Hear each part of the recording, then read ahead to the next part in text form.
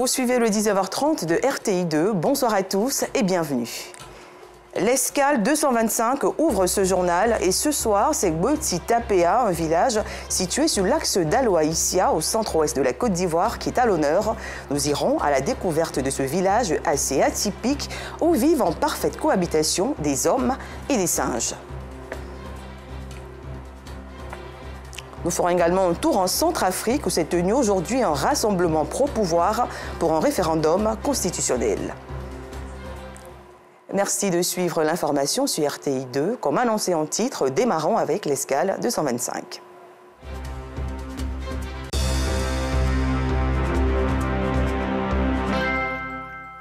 Posons nos valises à Gboti Tapea, localité située à quelques encablures de la ville de Daloa. Ce village abrite depuis plusieurs décennies des singes dits sacrés. Ces primates cohabitent paisiblement avec les villageois qui leur vouent même un grand respect. Comment sont-ils arrivés sur ce site? Que représentent-ils pour ses habitants? Les réponses dans l'Escale 225 de ce jour, proposée par Maïssa Kogei. Ambiance des grands jours à Gboti Tapea, comme tous les dimanches, dans cette petite localité située à 11 km sur l'axe Issia-Daloa, au centre-ouest du pays. Ici, à côté des chants de réjouissance marquant un début de journée agréable, chacun vaque normalement à ses occupations. Dans cette atmosphère à la fois festive et de travail, Ambroise Rabé décide de faire sortir de leur logis des voisins peu communs.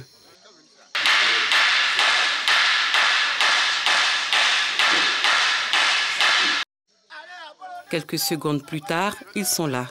Les singes de Gboti Tapea sont de toutes les tailles, grands, moyens et petits. À leur tête, Pascal, comme l'appellent affectueusement les villageois.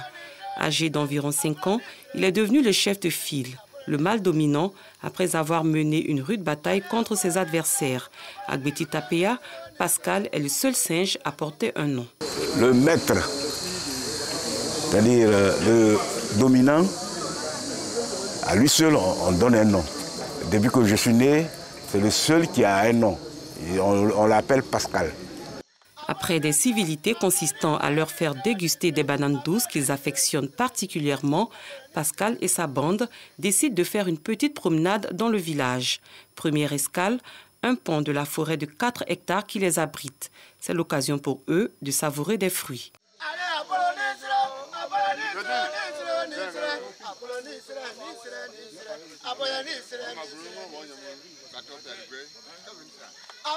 Si en dehors des singes, cette forêt renferme d'autres espèces animales ainsi que des espèces végétales, il est défendu aux villageois et aux visiteurs de la pénétrer. L'accès n'est pas permis à tout le monde, seulement ceux qui entrent, c'est seulement ceux qui doivent entrer là-bas, juste pour faire ce qu'il y a lieu de faire, c'est-à-dire les libations. À l'origine, ce n'était pas une forêt sacrée, c'était une plantation de café.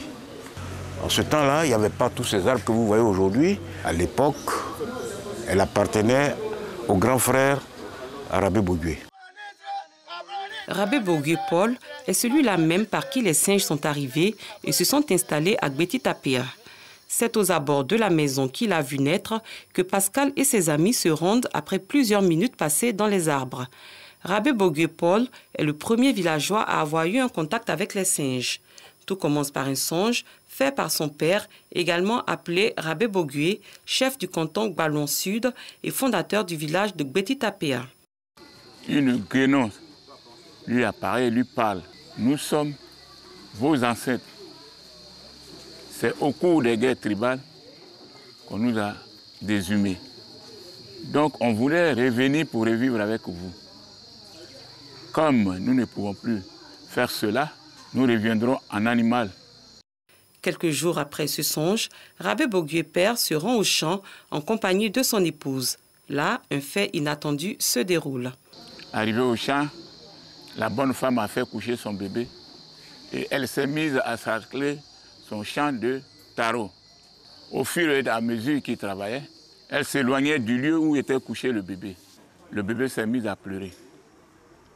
Pris par son travail, elle ne se souciait pas des pleurs du bébé. À un moment aussi, elle a vu que le bébé ne pleurait plus. C'est là qu'elle trouve utile de revenir sur ses pas pour voir ce qui se passe près du bébé.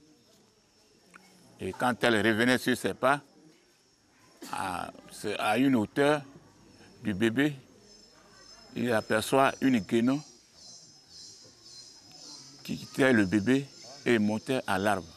Elle prend le bébé dans sa main, elle constate sur la bouche du bébé, il y avait du lait. Donc le bébé a été allaité. Fort de ce constat, Rabé Bogué père fait un rapprochement entre le songe qu'il a fait et l'événement à la plantation. Il relate ensuite les faits à son oncle, qui lui fait savoir qu'il a lui aussi fait le même songe avant de faire l'analyse suivante. Il dit ce que vous avez vu en rêve, moi aussi j'ai vu en rêve. Mais en rêve, ils ont détaillé comment ils vont venir habiter avec nous. Mais il faut qu'on aménage au bord du village une place où on peut les accueillir. Aujourd'hui, les protecteurs du village, les ancêtres, sortis un tant soit peu de leur repos éternel pour cohabiter sous une autre forme avec leurs descendants, vivent en parfaite harmonie avec eux. On est bien ici, nos singes, ils grossissent bien, on s'amuse bien, eux. Nous vivons avec eux, ils rentrent même dans les cuisines, partout. Bon, ils se servent et ils mangent ce qu'ils veulent manger. Et puis, bon, même si une ménagère les surprend en train de... Bon, elle ne peut que les chasser, mais pas les brimer. Il y a eu un singe qui est venu à la maison, qui a coupé une mangue. La mangue n'était pas encore mûre. Donc ma mère a dit à ce singe-là, remets-moi la mangue, passe dans 3 jours pour récupérer. Là, elle va avoir le temps de mûrir. Et moi, je voyais ça comme ça. Et effectivement, dans 3 jours après, le singe est revenu. Et ma maman était étonnée. Pourtant, cette cohabitation n'est pas toujours du goût de certains villageois. Quand on a nos choses dans la cuisine, ils rentrent dans la cuisine, ils gâtent tout. S'il y a la banane là-bas, ils prennent. Bon, des fois, ils dorment sur le toit, nous on dort dans la maison. Mais ce sont eux qui nous réveillent. Maintenant, quand il y a les œufs, ils s'en prennent tes œufs. Si tu as la banane, de suite, j'ai la banane mûre, ils m'ont poursuivi. Je suis rentré dans la maison et ils sont partis. Eux, ils déchirent les bâches qu'on met sur la cuisine, eux, ils déchirent les bâches et puis ils gâtent tout. Quand doit survenir un triste événement, les singes de Gbeti Tapéa l'annoncent à leur manière. C'est le gourou qui crie de loin. Quand il crie, c'est là les gens savent que c'est qu'il y a la mort dans la famille ou bien dans le village. Aussi, les singes ne vivent pas leurs derniers instants dans la forêt. Lorsqu'ils sentent leur mort prochaine, ils se rendent dans le village pour y pousser leur ultime soupir. Après être passés de vie à trépas, ils ont droit à un ensevelissement. S'ils meurent, on les enterre, mais pas comme on enterre les hommes. On creuse quelque part et puis on les enterre. Face à tous ces égards, les singes se sont constitués en différents groupes qui s'affrontent pour être les premiers à répondre à l'appel de leur tuteur. Quand il y a un clan rival qui est là, celui qui est là en force chasse. Le groupe, puisque Pascal est là, c'est le groupe de Pascal. Pascal et son groupe occupent le terrain ce jour. Selon le chef du village, 2 types de singes résident à Gbeti Tapéa. Nous avons les Pritoris qui ont les nœuds blancs et les mônes qui ont le pelage roux. Le pelage roux désigne la bande à Pascal. Après le domicile qui a vu naître leur premier hôte, Rabé Bogué, ils se dirigent vers la tombe de celui-ci. C'est la preuve que les singes de Gbeti Tapéa se souviennent toujours des leurs, même quand ces derniers ne sont plus de ce monde. C'est sans doute pour cette raison que pour continuer à s'occuper d'eux et assurer leur survie, leurs descendants ont des attentes. Quand les touristes y arrivent ici, nous avons beaucoup de difficultés. Et aussi, s'ils peuvent confier ça au gouvernement pour nous venir en aide, pour restaurer aussi la forêt qui est là. Des actions qui, si elles sont menées, garantiront à coup sûr le positionnement du village de Gbeti Tapéa comme un lieu touristique par excellence. Après leur tournée dans le village, Pascal et son équipe se retirent. Ils rejoignent la forêt, leur dortoir dans la plus grande discrétion. Qui sait, la bande à Pascal, si elle reste toujours vaillante, reviendra certainement une autre fois pour guider les visiteurs et les transporter une fois de plus dans les méandres de l'histoire, celle de Gbeti Tapéa. Tout un mystère qui fait la richesse culturelle et touristique de la Côte d'Ivoire. Le 22 octobre marque la journée mondiale du bégaiement. Le bégaiement, il faut le savoir, est un trouble de la parole. De nombreuses personnes vivent avec ce handicap en Côte d'Ivoire et justement, pour les aider à mieux se faire entendre, la Fédération nationale des organisations pour la promotion des bègues a commémoré aujourd'hui cette journée autour du thème « Être vu, être entendu, représentation et acceptation du bégaiement dans notre société ». Nous vous proposons le reportage de Georgette Sido Fofana. On perd combien à des gens de rire lorsqu'un bègue parle. Ce trouble de la parole a longtemps été un obstacle pour Yéné Ouattara, une entrave à obtenir un emploi qui est aujourd'hui levée. Elle est technicienne des travaux publics dans une entreprise qui lui a fait confiance. Yéné Ouattara se souvient encore des frustrations et humiliations subies lors des entretiens d'embauche du fait de son handicap. Avant d'être ici, j'ai été refoulée dans les entretiens d'embauche où je répondais à toutes les critères. Je répondais à tout. Et à l'entretien, il me semble qu'il y a un recruteur qui m'a dit clairement, mais attends, tu veux qu'on t'embauche, que tu iras sur le chantier, dire quoi aux gens, que tu ne sais même pas où parler, que cette phrase-là on va dire, que courage, que j'aime, pour donner la peur d'aller encore déposer mes dossiers ailleurs. Pour elle, le bégaiement ne devrait pas être un frein à l'insertion socio-professionnelle. Québec ne veut pas dire qu'il faut se mettre idiot ou pas. Donc je pense que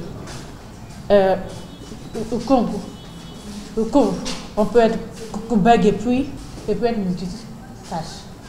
Le courage, la détermination et le professionnalisme de Yéné ont convaincu son patron. Son handicap ne l'empêche pas de faire correctement le travail qu'il lui donne. Voilà, on s'entend très bien. Elle me talonne beaucoup parce qu'elle est courageuse. Voilà, donc je n'ai pas de problème avec elle. Donc chaque fois quand il vient, c'est elle qui me rappelle tout ce qu'il doit faire. Elle est là, voilà, elle suit le travail. À l'occasion de la journée mondiale du bégaiement, célébrée tous les 22 octobre, les bègues se sont retrouvés dans la commune de Yopougon pour se faire entendre. C'est la journée où le monde entier marque une pause pour écouter un temps soit peu les personnes qui bégayent. Communiquer un temps soit peu avec elles.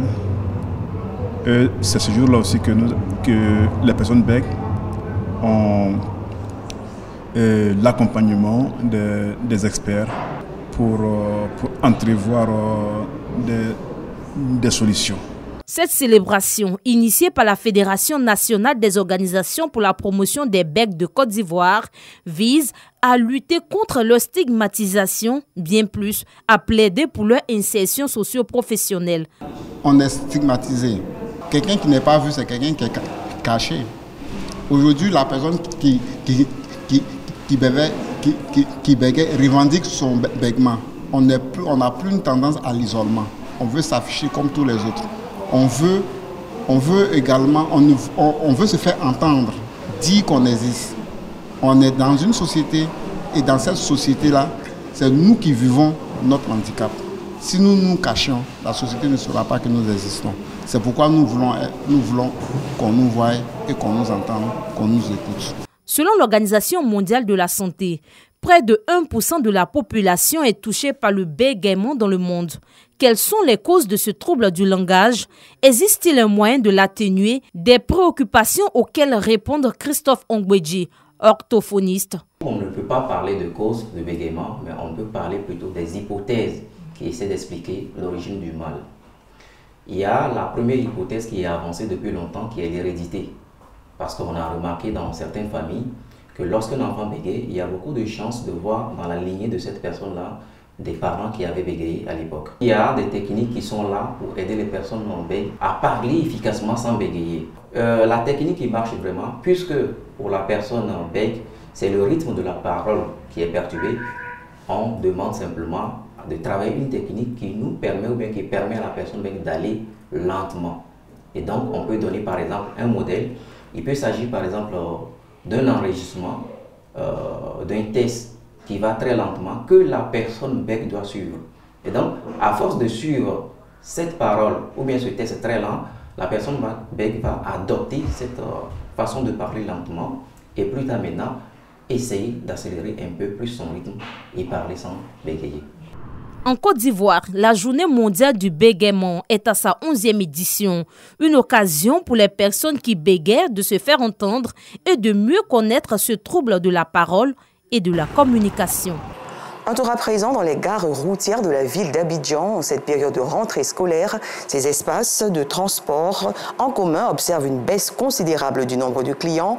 Plusieurs raisons évoquées, la cherté des tickets de voyage et la rude concurrence entre les sociétés de transport. Le constat est clair, ces baisses d'affluence impactent aussi bien les convoyeurs que les commerçants qui exercent dans ces gares. Le reportage complet de nos équipes dans nos prochaines éditions.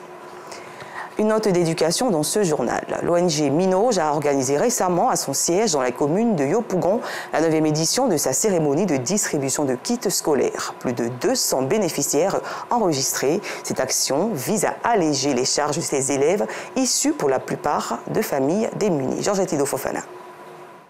Orpheline de père et de mère, Agnero Ruth, 11 ans, est admise en classe de CM2. À chaque rentrée des classes, difficile pour cette fillette de se procurer les fournitures scolaires. Elle peut désormais compter sur l'ONG Minoj, une organisation qui aide les enfants issus de couches défavorisées, orphelins et enfants des prisonniers à poursuivre leurs études. Pour cette rentrée scolaire 2022-2023, l'organisation leur a offert des kits scolaires. Nous sommes aujourd'hui à un concert pour la rentrée en faveur des enfants des prisonniers et des enfants orphelins. L'objectif, c'est de donner l'espoir à un enfant de prisonnier au même titre que les enfants orphelins. Ils n'ont personne. Des cahiers, des stylos, des livres et surtout de nouvelles tenues scolaires. De quoi être outillés pour une rentrée scolaire réussie. Ce sont plus de 200 enfants qui ont bénéficié de ce don. En ce moment, les cours ont commencé, mais moi je ne vais pas à l'école. C'est mon Minoj qui me soutient, qui paye tout pour moi. J'ai perdu mon papa et ma maman. Je veux dire merci à mon Dieu qui me soutient depuis très longtemps, depuis petite. Je veux dire merci à tous les donateurs. Venez donner, venez donner, venez donner. C'est Dieu qui va vous bénir. Cette action, dénommée le concert pour la rentrée en faveur des orphelins et des enfants des prisonniers, est à sa 9e édition. Un geste qui vise à accompagner la politique gouvernementale de l'école gratuite et obligatoire. Un tour à l'international au Burkina Faso, l'actualité est dominée par la nomination d'un Premier ministre de transition par décret présidentiel. Maître Apollinaire Joachim Kielem de Tambela, 64 ans, est avocat au barreau. Le tout nouveau Premier ministre burkinabé est le président du Centre de recherche international et stratégique du pays. Maître Apollinaire Kielem est né à Koupela, à l'est de Ouagadougou, la capitale burkinabé. Il fait partie de ces étudiants de la diaspora adeptes de la vision de Thomas Sankara. Il faut signaler qu'à cette nomination se rajoute celle des capitaines Oumarou Yabré et Souleymane Sango, qui sont respectivement à la tête des renseignements burkinabés et du commandement du groupement de sécurité et de protection républicaine chargé de la sécurité du président du Burkina Faso. Et pour terminer, plus de 15 000 personnes ont exigé aujourd'hui à Bangui, la capitale centrafricaine, un référendum pour modifier la Constitution, ce qui permettrait au président Touadéra de briguer un 3e mandat. Ce projet a été aussitôt contesté par l'opposition. Il faut souligner que ce rassemblement a été organisé par le Front républicain proche du pouvoir, en présence des membres du gouvernement et d'autres partis pro-pouvoir. C'est la fin de ce journal. Merci de l'avoir suivi. Je vous retrouve demain à 19h30.